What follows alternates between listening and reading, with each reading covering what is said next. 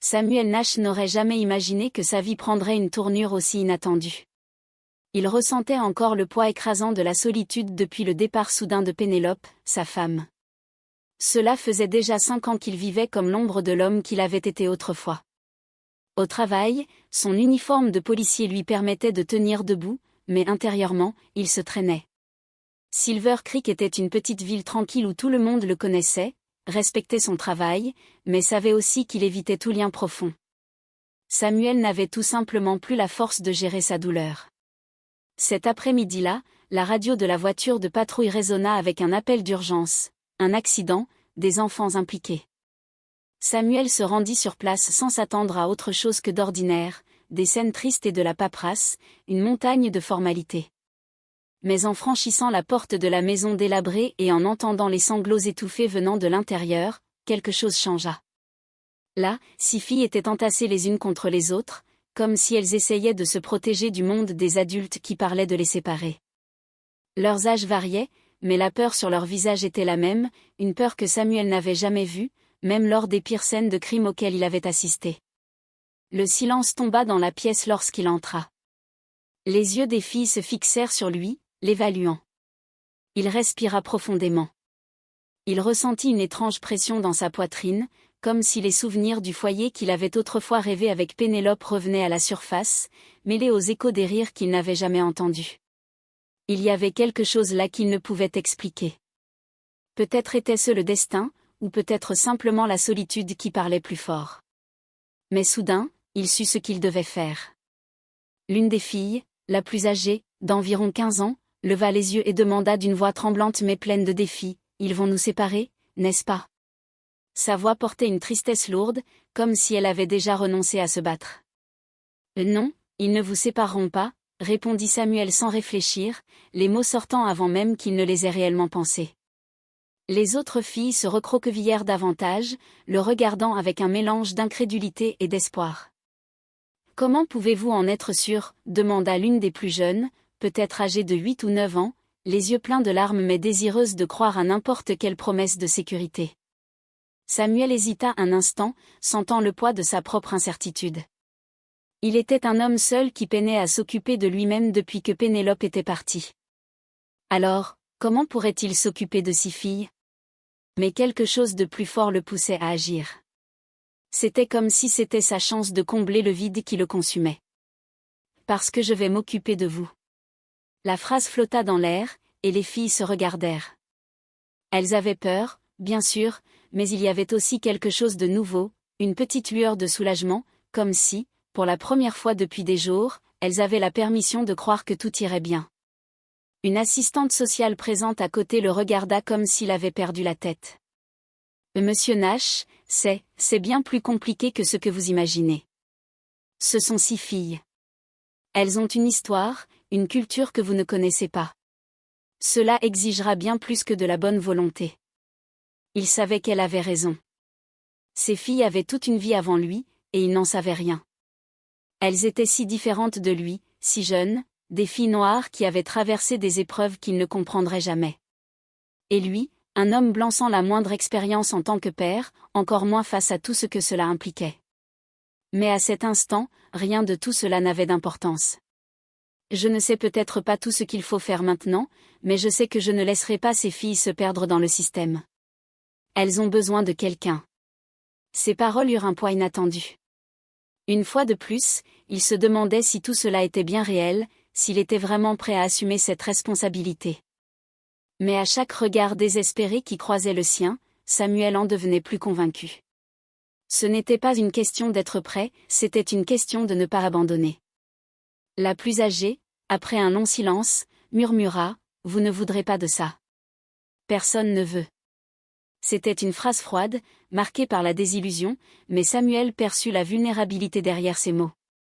Elle voulait croire qu'il disait la vérité, mais elle n'osait pas. « J'ai voulu tant de choses dans la vie qui ne se sont jamais réalisées, mais ça. » Il les regarda toutes une à une, avec la promesse silencieuse de ne pas revenir sur sa décision.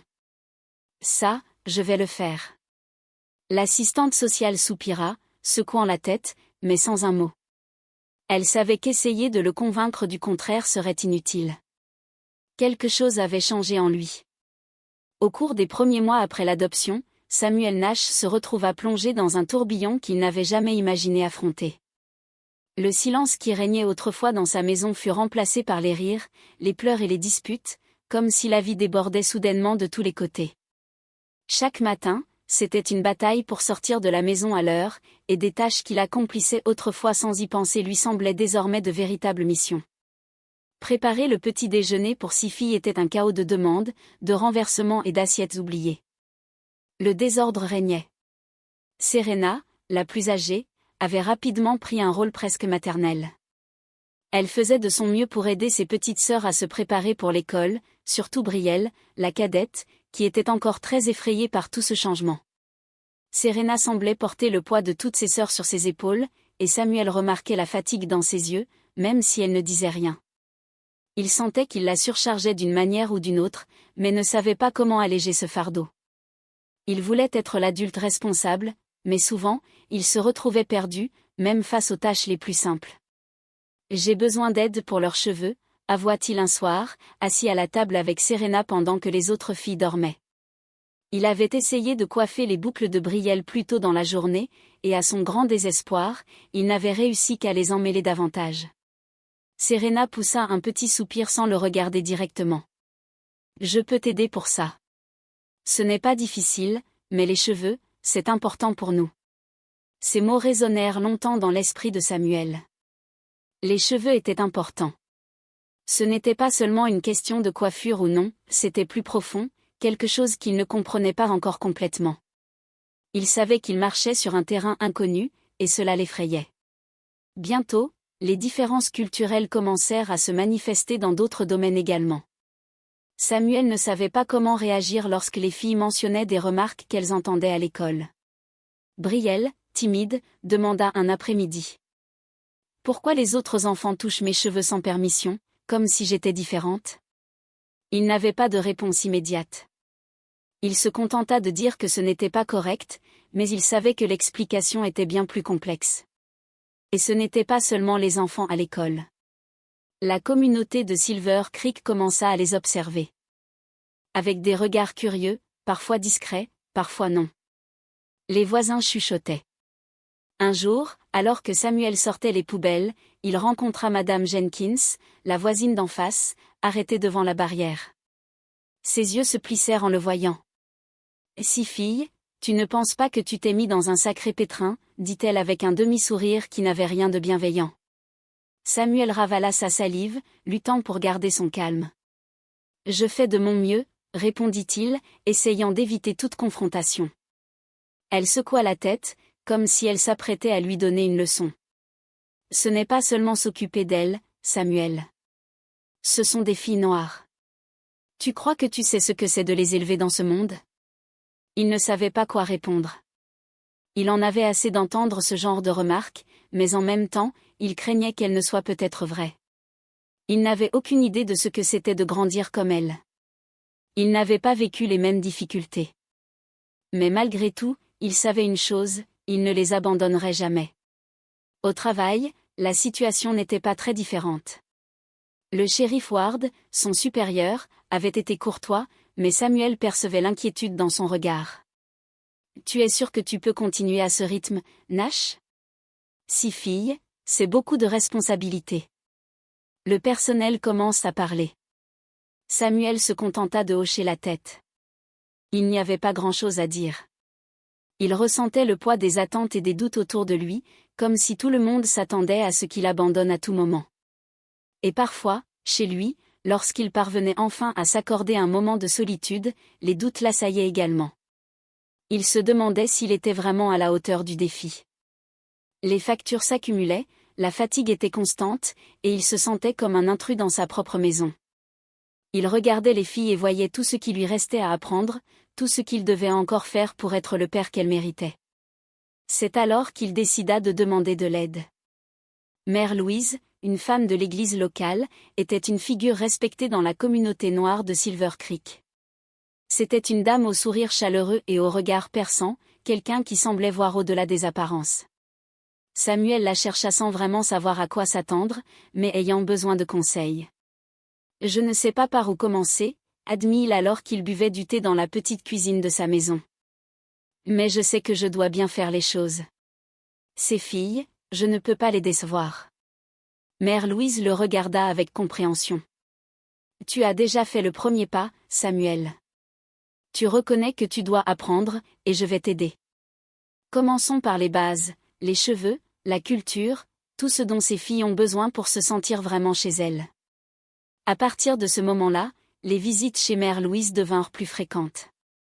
Elle l'enseignait patiemment, lui montrant comment s'occuper des boucles des filles, lui expliquant de petites choses qui faisaient une grande différence.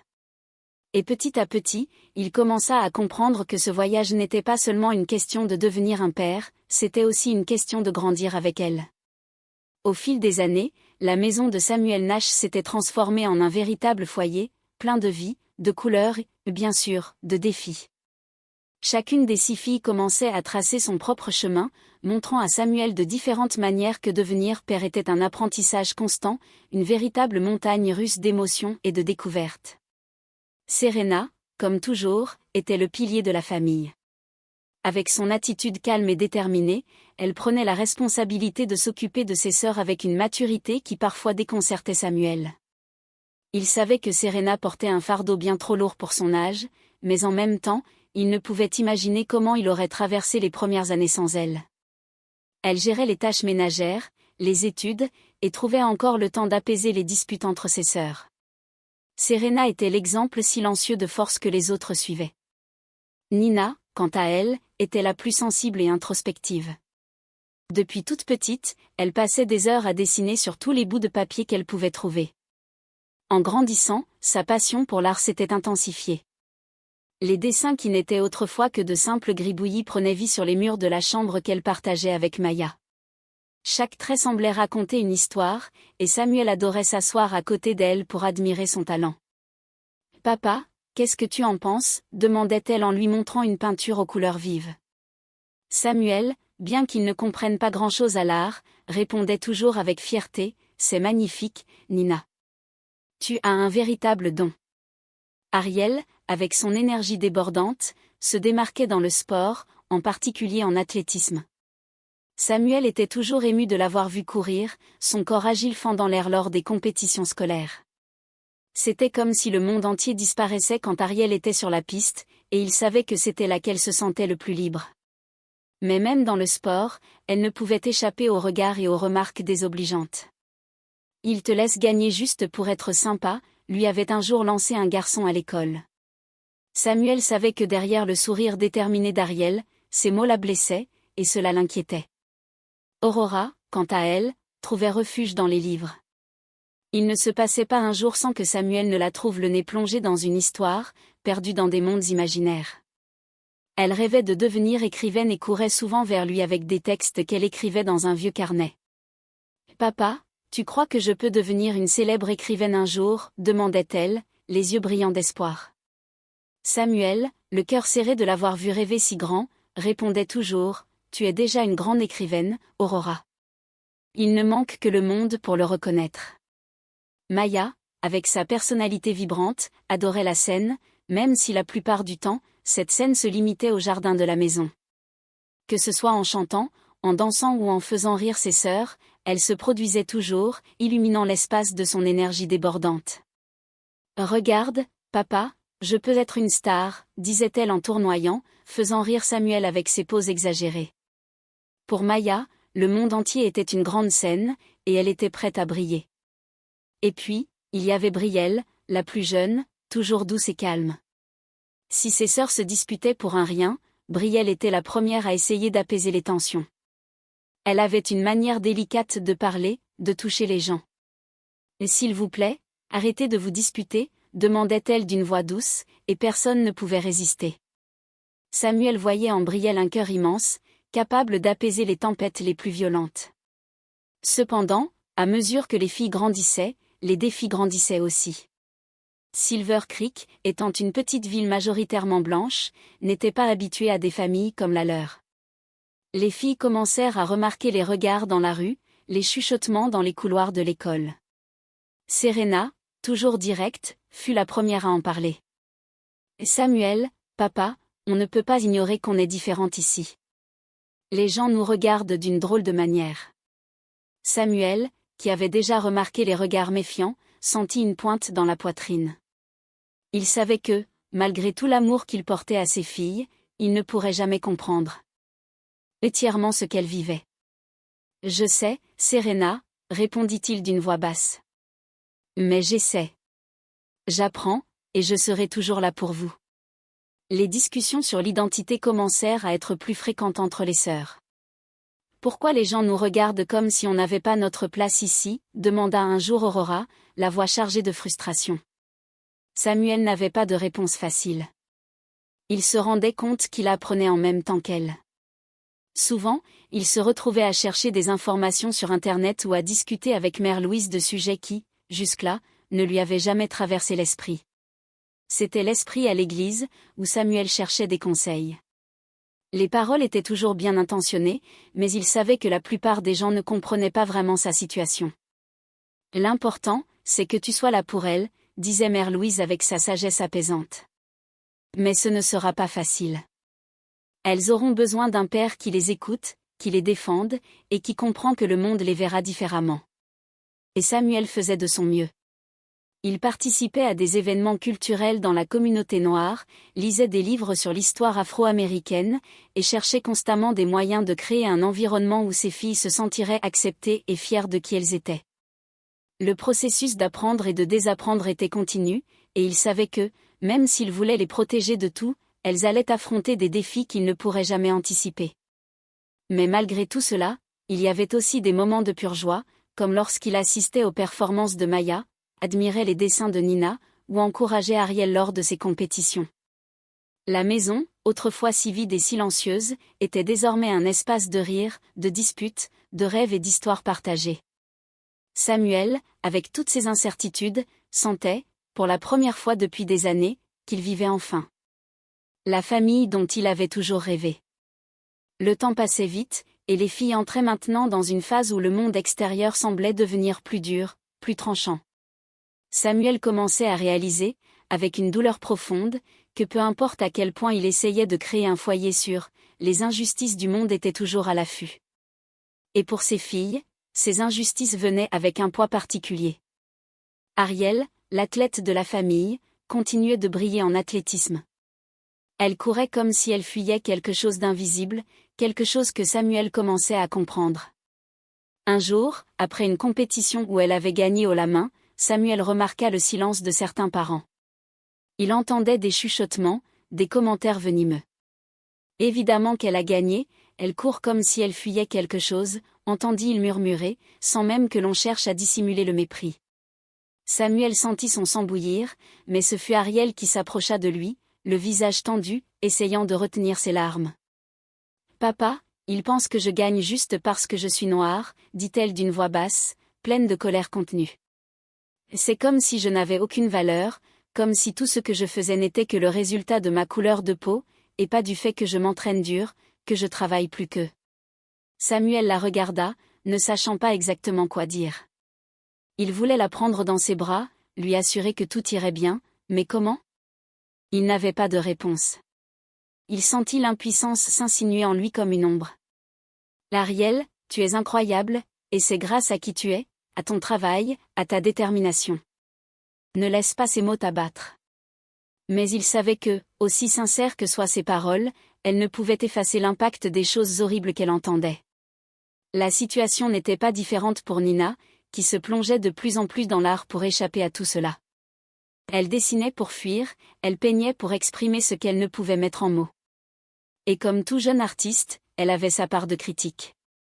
Mais un jour, la critique fut cruelle.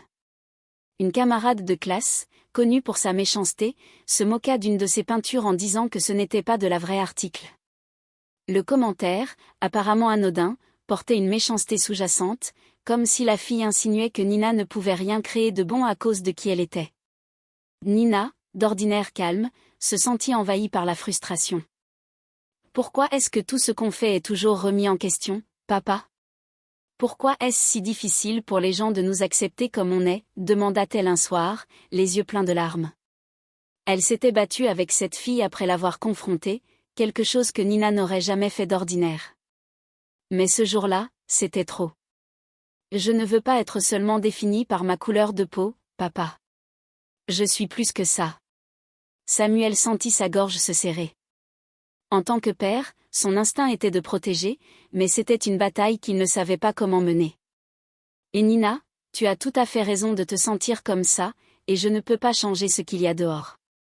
Mais ici, dans notre maison, tu seras toujours apprécié pour ce que tu es, pas seulement pour ton talent, mais pour tout ce qui fait de toi toi. Mais il savait que ce n'était pas suffisant. Cela n'effaçait pas la douleur. Cela n'évitait pas les regards critiques ou les remarques cruelles que ses filles affrontaient chaque jour. Il se rendit compte qu'il ne pourrait pas affronter cela seul. La communauté de Silver Creek, aussi accueillante qu'elle puisse être à certains égards, restait petite, conservatrice, et pour beaucoup, la famille Nash serait toujours différente. Samuel se mit à demander encore plus de conseils à Mère Louise, sentant que sans son soutien et celui de la communauté de l'Église, il serait complètement perdu.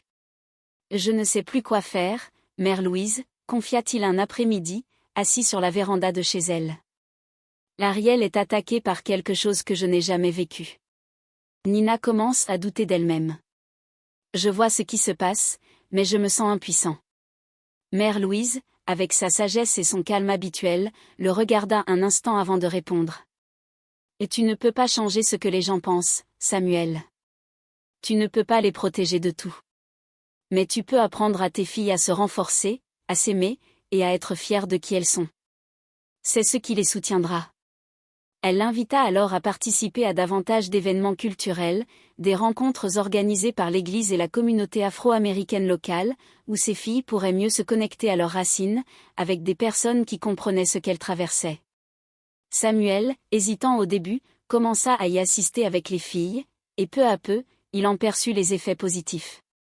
Il y avait là un sentiment d'appartenance qu'il savait ne jamais pouvoir offrir seul. Les filles, surtout Serena, se rapprochaient davantage de cette part de leur identité, et Samuel sentait que, même si le chemin était difficile, elles trouvaient des forces qu'il n'aurait jamais pu leur offrir seul. Serena, comme toujours, prit la tête du groupe de ses sœurs, les aidant à gérer ce qu'elles vivaient. « Papa, je sais que tu fais de ton mieux, et nous t'en sommes reconnaissantes, lui dit-elle lors d'une conversation sincère. Mais ce dont on a besoin, au-delà de ton soutien, c'est de se sentir connecté à ce qu'on est. Je veux que mes sœurs sachent que notre culture, notre histoire, c'est quelque chose de beau, quelque chose à célébrer, pas à cacher. » Ces mots touchèrent profondément Samuel. Il avait passé tant de temps à essayer de s'adapter à cette nouvelle réalité, à essayer d'être le père dont les filles avaient besoin, qu'il n'avait pas réalisé que peut-être la clé était de les laisser trouver par elles-mêmes cette force intérieure. Il pouvait les guider, mais elles devaient découvrir par elles-mêmes qui elles étaient dans ce monde. Et avec le temps, il vit que, malgré les obstacles, ses filles devenaient plus fortes. Ariel continua l'athlétisme, défiant les commentaires avec chaque médaille qu'elle remportait. Nina recommença à dessiner avec plus de passion, ses œuvres reflétant désormais la force et la résilience qu'elle trouvait en elle. Les autres filles, sous la direction de Serena, se soutenaient mutuellement, et Samuel, malgré ses limites, s'efforçait d'être toujours là pour elles, prêt à les écouter et à apprendre avec elles.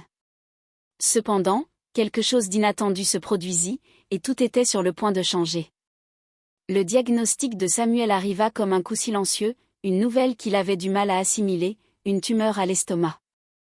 Lorsque le médecin prononça ces mots, Samuel eut l'impression que le sol se dérobait sous ses pieds. Il tenta de garder son calme, de comprendre ce que cela signifiait, mais la seule chose à laquelle il pouvait penser, c'était à ses filles. Comment leur annoncer ? Comment leur demander, si jeunes, de porter un fardeau qu'elles ne méritaient pas ? Il décida de ne rien dire, pas tout de suite, pas tant qu'il n'aurait pas lui-même trouvé la force de faire face à l'idée de sa maladie.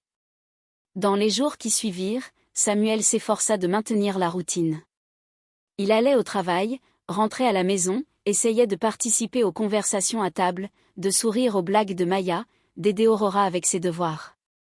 Mais quelque chose en lui avait changé, et les filles le remarquèrent. Serena, surtout, percevait chaque regard lointain, chaque moment où Samuel posait la main sur son ventre, essayant de masquer la douleur. La tension dans l'air était palpable, et Serena, en tant qu'aînée attentive, soupçonna rapidement que quelque chose n'allait pas. Un soir, pendant que Samuel était à l'hôpital pour une consultation, Serena trouva les papiers du diagnostic. Son cœur manqua un battement. Tumeur maligne était écrit en lettres froides et impersonnelles. Ces mots qu'elle n'avait vus que dans des films ou entendus lors de discussions sur d'autres personnes se trouvaient là, devant elle, avec le nom de son père imprimé. Sa tête se mit à tourner, et la peur l'envahit. Comment avait-il pu leur cacher quelque chose d'aussi grave? Lorsque Samuel rentra à la maison, Serena attendait, assise à la table de la cuisine, le regard sérieux et déterminé. Elle tenait les papiers dans ses mains. Il savait qu'il ne pouvait plus fuir. « Papa, pourquoi tu ne nous as rien dit ?» demanda-t-elle, la voix tremblante mais pleine de fermeté. « Tu pensais vraiment pouvoir affronter ça tout seul ?» Samuel soupira, sentant tous ses secrets autour de lui. « Je ne voulais pas vous inquiéter, Serena. Vous avez déjà tellement agi. Je pensais pouvoir régler ça sans que vous le sachiez. » Régler ça? Papa, tu es malade. La voix de Serena monta un peu, la peur transparaissant enfin. Nous sommes ta famille. Tu nous as appris à être forts ensemble, et maintenant, tu veux faire ça tout seul? Ce n'est pas possible. Nous devons savoir ce qui se passe. J'ai besoin de savoir. Samuel regarda sa fille, et pour la première fois, il vit à quel point elle avait grandi. Elle n'était plus la petite fille qu'il avait adoptée, perdue et effrayée. Serena était devenue une jeune femme forte qui portait le poids de la famille avec une maturité impressionnante.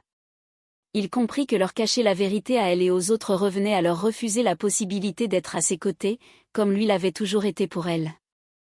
Je ne voulais pas que vous me voyiez comme ça, faible, admit-il, les yeux baissés, luttant pour contenir son émotion. J'ai toujours voulu être le père qui prend soin de tout, mais maintenant, c'est moi qui ai besoin qu'on prenne soin de moi. Serena se leva, s'approcha de son père et posa une main sur la sienne, le regard ferme mais empreint de tendresse.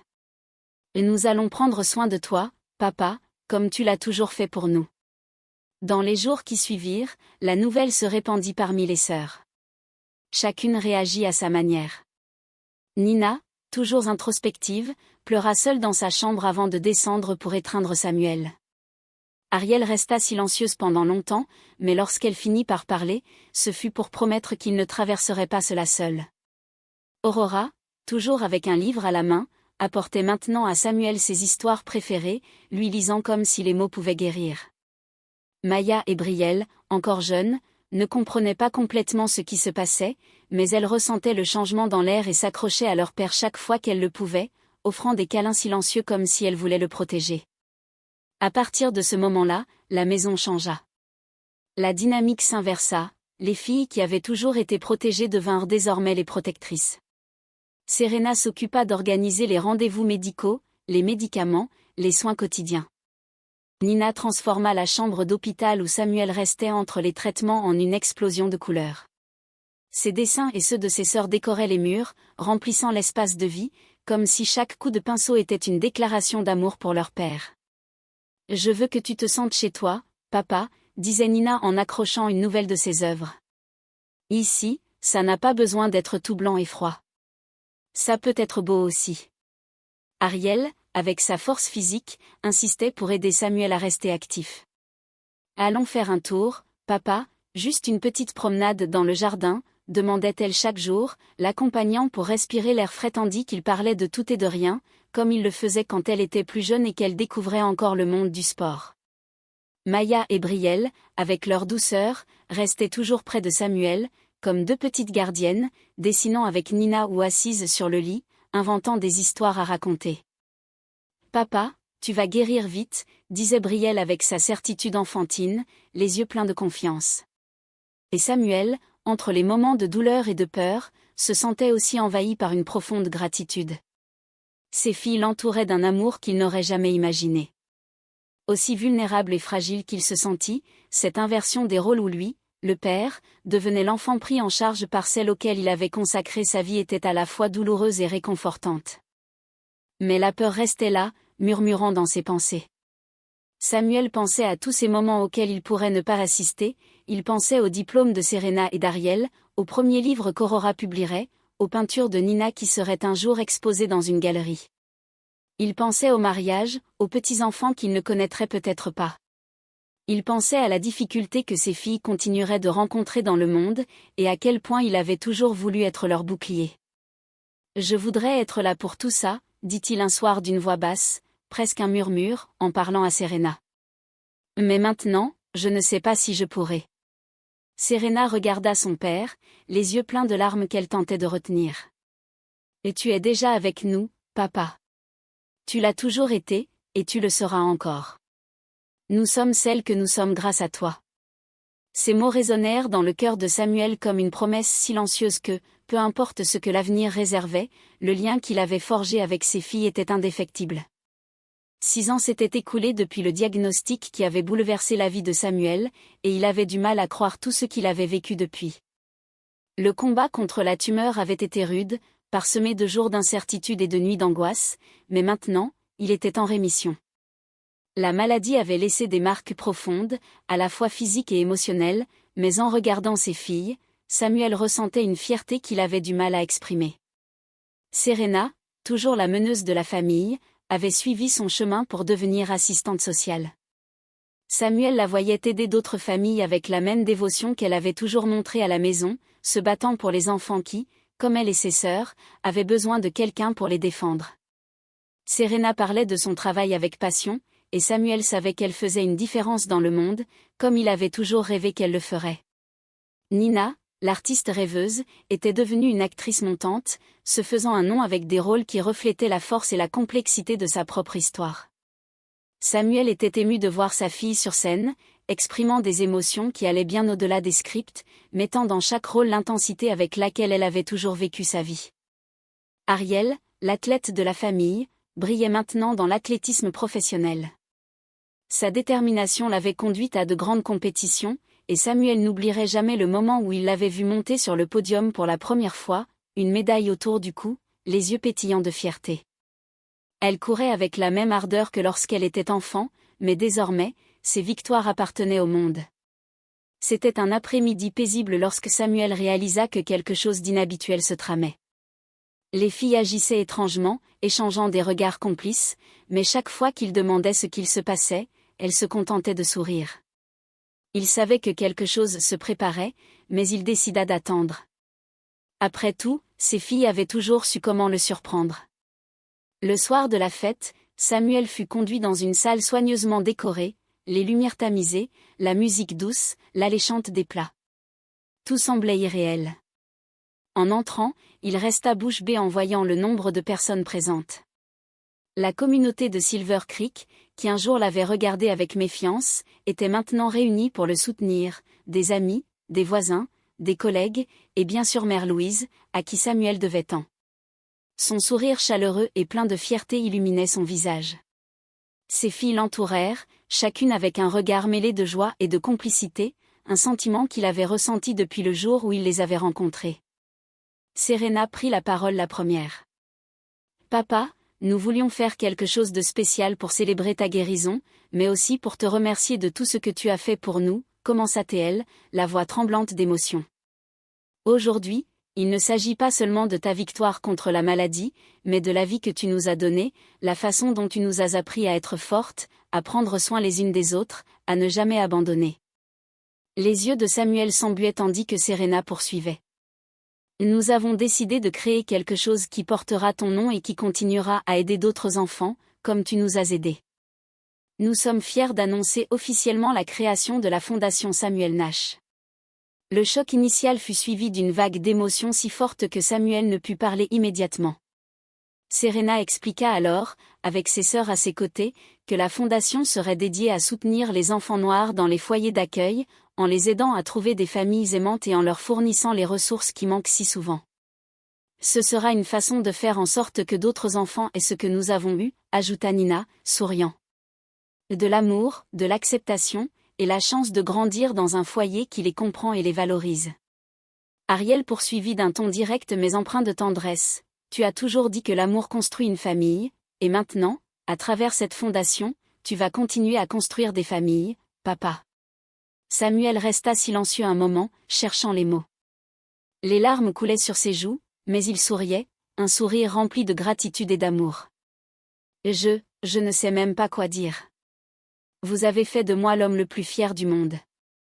Quand je vous ai vu pour la première fois, il y a tant d'années, j'étais perdu, sans savoir ce qui allait suivre. Mais maintenant, je vois que tout en valait la peine. Vous m'avez donné une vie. Vous m'avez appris ce que c'est d'être père, et je suis l'homme le plus chanceux du monde de vous avoir. Chacune. La communauté écoutait en silence, beaucoup ayant eux aussi les larmes aux yeux. Mère Louise s'approcha, posant une main sur l'épaule de Samuel. Tu as transformé cette ville, Samuel. Ton courage, ton amour pour les filles. Tu nous as montré que la famille dépasse ce que les gens imaginent. Tu as fait quelque chose de beau ici, et nous sommes tous meilleurs grâce à cela. Les paroles de Mère Louise résonnèrent profondément en Samuel. Il regarda autour de lui, voyant des visages familiers, des sourires, sentant la chaleur de la reconnaissance. C'était là son véritable héritage, bien plus grand que tout ce qu'il aurait pu imaginer. Ce n'était pas seulement d'avoir adopté 6 filles, c'était d'avoir créé une famille, d'avoir surmonté les obstacles, et d'avoir montré à tous, y compris à lui-même, que l'amour était la plus grande force qui soit. À cet instant, entouré de ses filles et de la communauté qu'il pensait autrefois ne jamais accepter, Samuel ressentit enfin une paix profonde. Un onde, il savait que son héritage ne résidait pas uniquement dans la vie de ses filles, mais dans toutes les personnes qui avaient été touchées par leur histoire. Ses filles, unies autour de lui, étaient la preuve vivante que l'amour, même dans ses formes les plus inattendues, pouvait créer quelque chose d'éternel.